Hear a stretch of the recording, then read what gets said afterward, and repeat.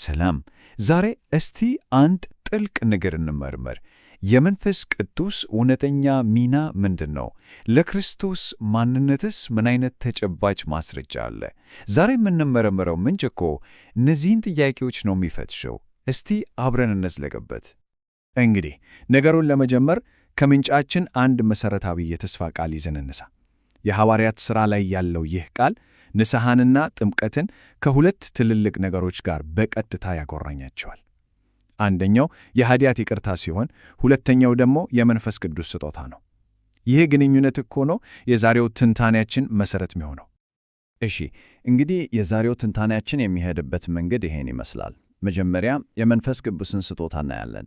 ከዛ ስለ ወልድ የተሰጠውን ምስክርነት እንመለከታለን። ቀጥሎ ደግሞ ዓለም ለምን አልተቀበለም የሚለውን እንፈትሻለን። ከዚያ መንፈስ እንደ ምስክር ያለውን ሚና እናያለን። በመጨረሻም ክርስቶስ ፈራጁ በሚለው ሐሳብ እናጠቃልላለን። በቃ እንጀምር። እሺ፣ በመጀመሪያው ነጥባችን እንጀምር። የመንፈስ ቅዱስ ስጦታ። ይህን ስጦታ ለመረዳት ግን መጀመሪያ በአብ በወልድና በመንፈስ ቅዱስ መካከል ያለውን ግንኙነት መረዳት አለብን። በጣም የሚገርመው መንፈስ ቅዱስ አንድ ልዩ ስም አለው፣ ጰራቅሊጦስ። ይሄ ቃል ረዳት፣ ጠበቃ ወይም ደግሞ አጽናኝ ማለት ነው። እና እዚህ ላይ ነው ነገሩ በጣም የሚገርም የሆነው። ከምንጫችን እንደምንረዳው ጰራቅሊጦስ ወይም ጠበቃ የሚለው ቃል ለመንፈስ ቅዱስ ብቻ አይደለም የሚያገለግለው። ምንጩ አንድ ጥልቅ እውነት ያስቀምጣል። ይኸውም ኢየሱስ ክርስቶስም ራሱ ወልም ጰራቅሊጦስ ነው። ስለዚህ ሁለቱም በዚህ ሚና አማኞችን ያስናናሉ፣ ይረዳሉ። ይሄ የጋራ ሲያሜ በመካከላቸው ያለውን የዓላማ አንድነት ነው የሚያሳየው። እሺ፣ አሁን ወደ ትንታኔያችን ልብ እንግባ። የምንጩ ዋናው ሐሳብ የተገነባው ምስክርነት በሚል ጽንሰ ሐሳብ ላይ ነው። እስቲ እንደዚህ ያስቡት፣ ልክ በአንድ ትልቅ የፍርድ ችሎት ውስጥ እንዳለን ማለት ነው። እናም ምንጩ ስለ ወልድ እውነተኛ ማንነት ለመመስከር ምስክሮችን አንድ በአንድ ይጠራ። እስቲ አሁን ወደዛ ችሎት እንግባና እነማን እንደሆኑ እንመልከት። እንግዲህ በፍርድ ችሎታችን ውስጥ የሚቀርበው የመጀመሪያው ምስክር ከሁሉ በላይ ሥልጣን ያለው ነው። በምንጩ መሠረት እግዚአብሔር አብ ራሱ ነው የሚመሰክረው።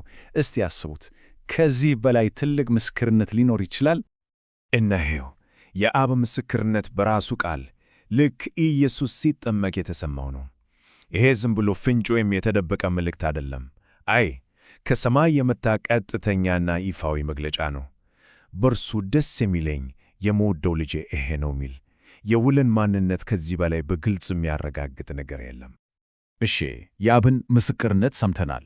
አሁን ደግሞ ምንጩ ቀጣዩን ምስክር ወደ ችሎታችን ያስገባል። ይሄውም ወልድ ራሱ ነው። እስቲ እርሱ ስለ ራሱ ማንነት ምን እንደሚል እንስማ። ይህ እኮ በምንጭ ውስጥ ካሉት እጅግ ወሳኝ ቅጽበቶች አንዱ ነው።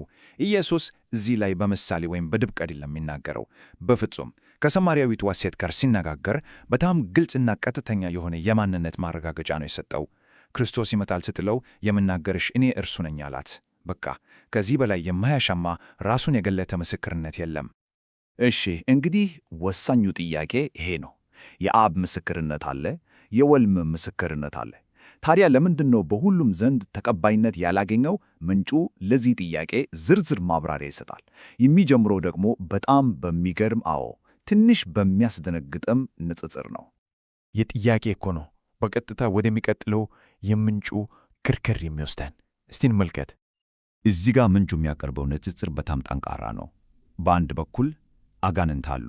ምንጩ እንደሚለው የክርስቶስን ማንነት ያውቃሉ፣ እውነቱን ስለሚያውቁም በፍርሃት ይንቀጠቀጣሉ። በሌላ በኩል ደግሞ የሰው ልጅ አለ። ያንን ምስክርነት ይሰማል፣ ግን ላለመቀበል ይመርጣል። ስለዚህ ምንጩ እንደሚጠቁመን ችግሩ የማስረጃ እጦት አይደለም፣ የፍላጎት ጉዳይ ነው የሚሆነው። ታዲያ ለምን የሚለውን ጥያቄ በጥልቀት ስንመረምር ምንጩ ብዙ ምክንያቶችን ይዘረዝርልናል። ለምሳሌ ሰዎች ከብርሃን ይልቅ ጨለማን ስለሚወዱ፣ ወይም ከእግዚአብሔር ከሚገኝ ክብር ይልቅ የሰውን ክብር ስለሚፈልጉ፣ አንዳንዴ ለገንዘብና ለሥልጣን ካለ ስግብግብነት የተነሳ ሊሆን ይችላል፣ ወይም ደግሞ በሃይማኖት መሪዎች እንገላላለን የሚል ፍራቻ። ምንጩ እንደሚለው ከበጎቹ ወገን ስላልሆኑ ነው ይላል። እሺ፣ እስካሁን ከአብ ሰምተናል፣ ከወልድ ሰምተናል። አሁን ግን ምንጩ በዚህ መለኮታዊ የፍርድ ችሎት ውስጥ ሦስተኛውንና የመጨረሻውን ምስክር ያስታውቀናል። ሁሉንም ነገር አረጋግጦ የሚዘጋው ምስክር፣ መንፈስ ቅዱስ።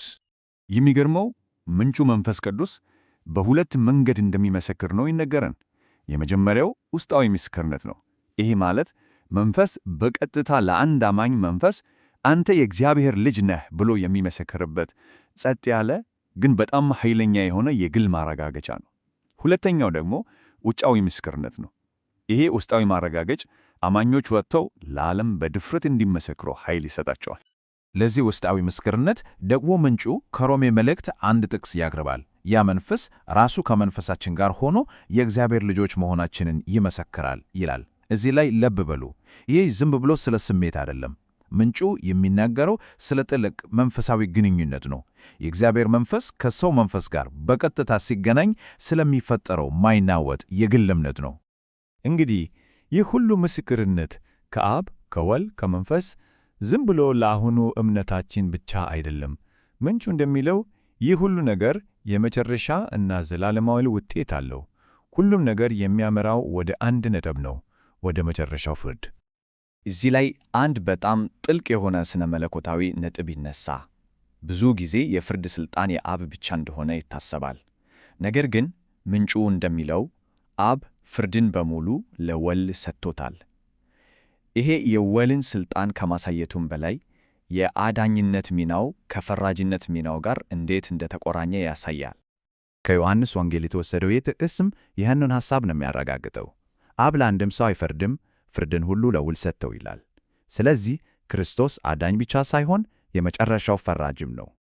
ታዲያ በዚህ የመጨረሻ ፍርድ ላይ የሚሆነው ምንድን ነው? ምንጩ በጣም ግልጽ ነው። የሚፈረድባቸው ክርስቶስንና ቃሉን ያልተቀበሉ ናቸው።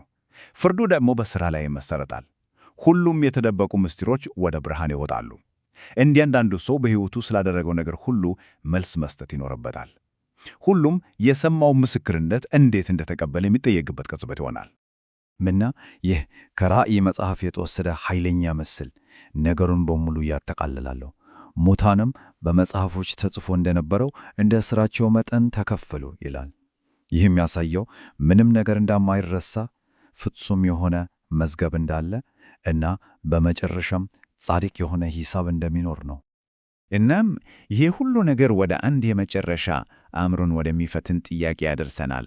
ሙሉ ትንታኔያችንን ወደ መነሻው ይመልሰዋል። ጥያቄው ይሄ ነው። በመጨረሻው ፈራጅ ፊት ስንቆም ሁሉም ነገር ሲገለጥ የተሰጠው ምስክርነት በቂ ነበር ወይ? የዚህ ጥያቄ መልስ ለእያንዳንዱ ግለሰብ የተተወ ነው። ይህንን ትንታኔ አብራችሁኝ ስለተከታተላችሁ ከልብ አመሰግናለሁ።